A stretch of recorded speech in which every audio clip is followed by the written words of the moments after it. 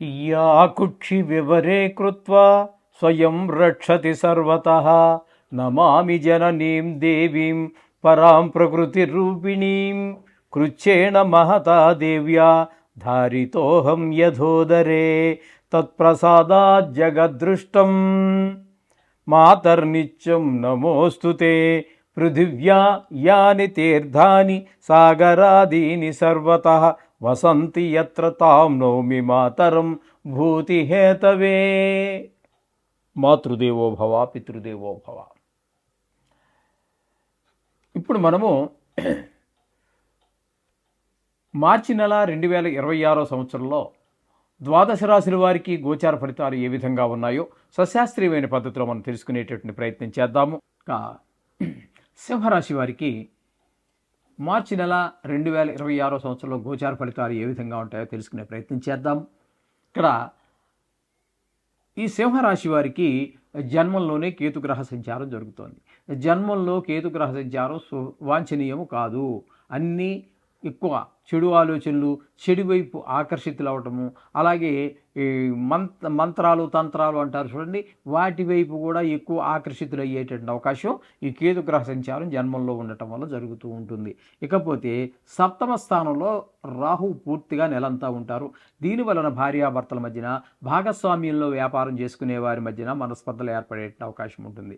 ఇక ఈ సప్తమ స్థానంలో అయినటువంటి కుంభంలో 4 గ్రహాల యొక్క సంచారం. ఇప్పుడు రాహు గురించి చెప్పుకున్నాగా. ఇక రెండోది బుధుడు. ఈ బుధుడు 7వ స్థానంలో ఉన్నప్పుడు భార్యాభర్తల మధ్యన కొంచెం అన్యోన్యత ఏర్పడటము, భాగస్వామ్యుల మధ్యన ఏకాభిప్రాయం ఏర్పడటం ద్వారా లాభాలు సంపాదించడము ఉంటుంది. ఇకపోతే సప్తమ స్థానంలో కుజుడు కూడా భార్యాభర్తల మధ్యన, భాగస్వామ్యుల మధ్యన ఎడబాటు, ఎడమొహం పెడమొహమే ఉండేటి అవకాశం ఉన్నది.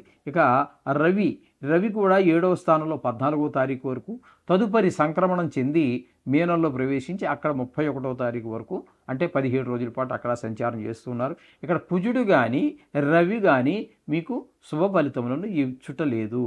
ఇక్కడ మీకు మొత్తంగా చెప్పాలి అంటే ఈ 4 గ్రహాలలో బుధుడు ఒక్కడే, అది కూడా కొంతవరకు మాత్రమే. ఆయన కూడా వక్రించి ఉన్నాడు కాబట్టి బలాన్ని కొంచెం తగ్గుతాడు. కాబట్టి మీకు ఇక్కడ చెప్పాలి అన్నట్టయితే 4 గ్రహాలు కూడా బాగలేవనే చెప్పుకోవలసి ఉంటుంది. కాబట్టి బుధుడే కొంతవరకు మీకు సహాయపడవచ్చు 7వ స్థానంలో నుండి. ఇకపోతే 8వ స్థానంలో శని పూర్తిగా ఉంటున్నారు. ఆయుకారకుడైనటువంటి శని ఆయుస్థానంలో ఉండటం వల్ల అది కొంచెం ఇబ్బందికరమైనటువంటి పరిస్థితులు ఏర్పడుతూ ఉంటాయి. ఏంటంటే ఎవరో మన ఫ్రెండ్సో, దూర బంధువులో, బాగా ఆప్తులో ఎవరో చనిపోయారు అనేటటువంటి ఒక దుర్వార్తలు వినటము, అలాగే ధన నష్టము, ఎవరితో మాట్లాడిన కలహాలు రావటము, అవమానాలు, పరాభవాలు, ఇవన్నీ చూడవలసి ఉంటుంది. అలాగే రవి కూడా ఈ అష్టమ స్థానంలో ఒక 6 రోజుల పాటు సంచారం చేస్తూ ఉన్నారు. అది కూడా సేమ్ అదే రకమైనటువంటి ఫలితాలే ఇవ్వబోతున్నారు ఆయన కూడా. ఇకపోతే అక్కడ 3 గ్రహాల సంచారం, శని అయిపోయింది, రవి అయిపోయింది. ఇక శుక్రుడు 8వ స్థానంలో ఒక 25 రోజులు. ఈయన మాత్రం 8వ స్థానంలో చక్కటి ఫలితాలు ఇస్తారండి.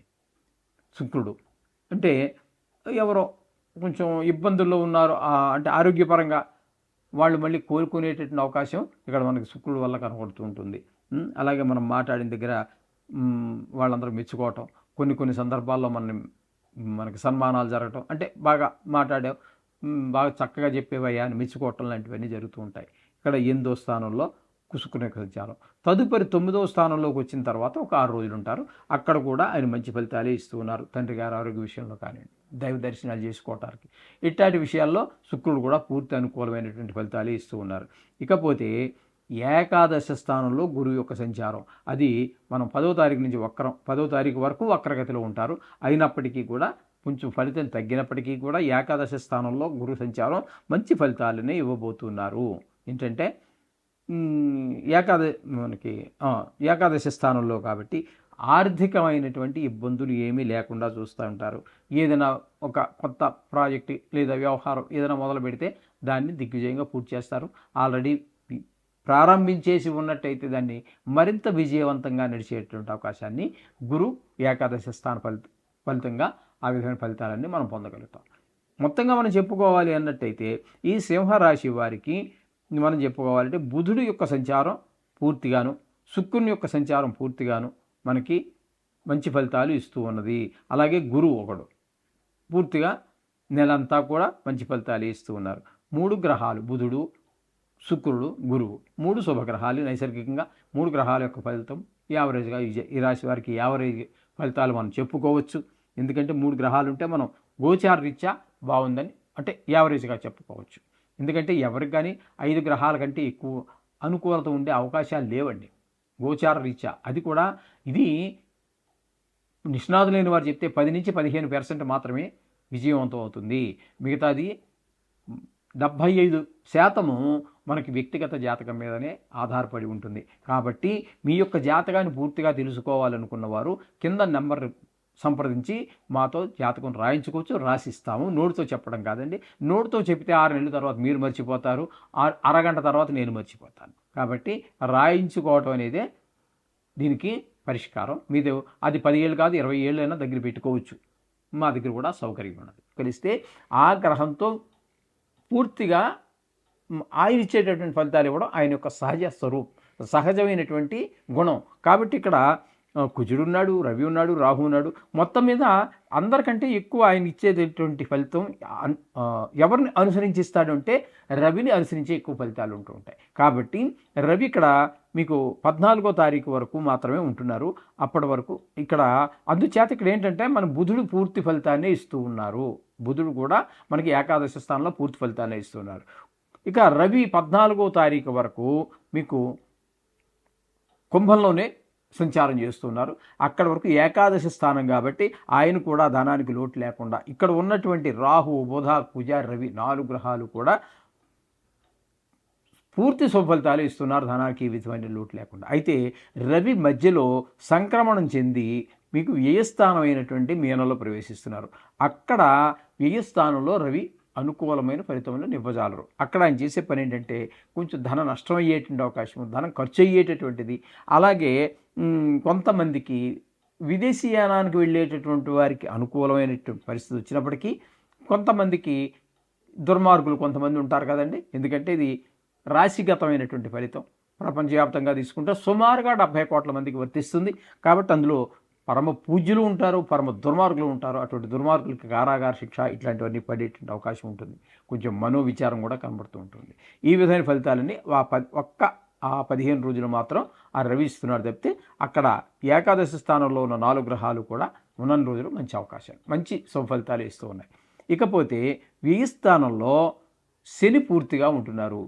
అంటే ఇది ఏలినాటి శని జరుగుతూ ఉన్నది మేషరాశి వారికి. నెలంతా కూడా అక్కడే ఉంటారు. ఆయన ఇంకా చాలా కాలం ఉంటారనుకోండి. మనం చెప్పుకుంటున్నాం మార్చి నెల ఫలితాలు కాబట్టి అక్కడే ఉంటారు. వ్యయ స్థానంలో ఆయన ఉన్నప్పుడు ధన నష్టము, ధన వ్యయము, ధన నష్టానికి ధన వ్యయానికి చాలా తేడా ఉంటుంది. ఇదివరకు కూడా చాలాసార్లు చెప్పుకున్నాం. శత్రు భయము, అలాగే మనోవిచారము, కొంతమందికి కలతర నష్టము, కారాగార శిక్షలు ఇట్లాంటివన్నీ పడేటువంటి అవకాశం శని భగవాన్ యొక్క సంచారం వల్ల కనపడుతుంది. అలాగే ఇక మనం చెప్పుకున్నాం కదండి ఆల్రెడీ శుక్రుడు 25 రోజులు ఇక్కడ ఏ స్థానంలో ఉన్నప్పుడు మొదటే చెప్పుకోవడం జరిగింది. అది ఆయన 25 రోజులు ఏ స్థానంలో ఉన్నప్పుడు కూడా చాలా చక్కటి ఫలితాలు ఇస్తున్నారు. ఈ రవి మాత్రం కొంచెం ప్రతికూలమైన ఫలితాలే ఇస్తారు ఏ స్థానంలో ఉండగా. ఈ విధమైన ఫలితాలన్నీ కూడా మనము మేషరాశి వారికి చెప్పుకోవలసి ఉంటుంది. అయితే మొత్తంగా వీరికి చెప్పాలి అన్నట్టయితే శుక్రుడు పూర్తి అనుకూలంగా ఉన్నారు. అలాగే రాహువు పూర్తి అనుకూలంగా ఉన్నారు. శుక్రుడు, రాహువు, రవి పాక్షికంగా, కుజుడు పూర్తిగా. అంటే 4.5 గ్రహాలు మీకు అనుకూలమైనటువంటి 4 గ్రహాలు పైమాటే మీకు అనుకూలం ఉన్నది. కాబట్టి ఒక రకం కాదు బాగానే ఉన్నది అని చెప్పుకోవచ్చు మనకి వీరికి. ఈ విధంగా ఈ మేషరాశి వారికి మంచి ఫలితాలు వచ్చేటువంటి అవకాశం ఉన్నది. అయితే కొన్ని గ్రహాలు ప్రతికూలంగా ఉంటాయి. వాటికి మనం కొన్ని సంవత్సరాలుగా మనం చెప్పుకుంటూనే ఉన్నాం. నవగ్రహాలకు సంబంధించిన శ్లోకాలు కానివ్వండి, ఇక మీరు దేని దగ్గరికి వెళ్ళినా నవగ్రహాలకు సంబంధించి దీనికంటే పెద్దగానే ఉంటాయి కానీ చిన్నగా అయితే ఉండవు. విష్ణు సహస్రనామ పారాయణ అద్భుతం. కానీ అదంతా గంటసేపు దగ్గరగా 40 నిమిషాలు 50 నిమిషాలు ఉంటుంది అది. అలాగే ఈశ్వరాభిషేకం 1.5-2 గంటలు ఉంటుంది. అది ప్రతిరోజు మనం చేసుకోవాలంటే అది రోజు చేసుకునేటటువంటి ఇంట్లో పంచాయతనం ఉన్నటువంటి వారికి మాత్రమే సాధ్యపడుతూ ఉంటుంది. శివలింగం పెట్టుకున్నటువంటి వారికి అది దానికి నమ్మక చమకాలు ఇవన్నీ రావాలి. మీకు వచ్చినా రాకపోయినా విద్యావంతులు కాకపోయినా కూడా మీకు అన్నిటికీ కూడా ఈ నవగ్రహ మంత్రాలు చాలా సూక్ష్మంగా మనకి సత్ఫలితాన్ని ఇచ్చేటువంటి అవకాశం ఉన్నది. కాబట్టి నవగ్రహాలు పూజించండి, సర్వశుభాలు పొందండి. శుభం.